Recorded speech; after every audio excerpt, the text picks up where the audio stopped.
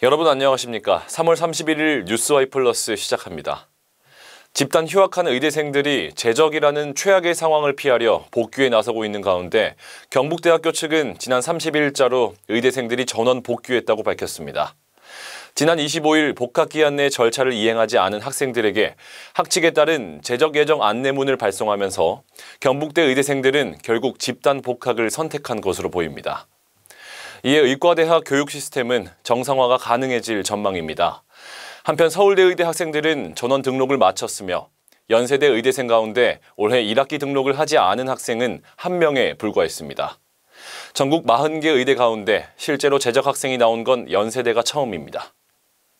영남권에서 발생한 대형 산불로 인해 희생된 고인들의 합동 분향소가 설치됐습니다. 대구시는 고인과 유족들에게 애도를 표하기 위해 오늘부터 닷새간 안병근 올림픽 기념 유도관에 합동 분향소를 설치하고 운영한다고 밝혔는데요.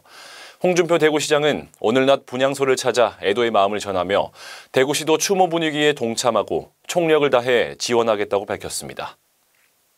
경북경찰청 형사기동대는 어제 경북 의성 괴산리 산불의 피의자로 50대 A씨를 입건했습니다. 최초 발화 당시 A씨의 가족이 불이 나서 할아버지의 산소가 다 타고 있다고 신고한 것으로 알려졌습니다. 이후 사실관계 조사에서 A씨 가족은 나무를 꺾는 게 잘 안 돼 라이터로 태우려다 산불이 났다고 진술했습니다.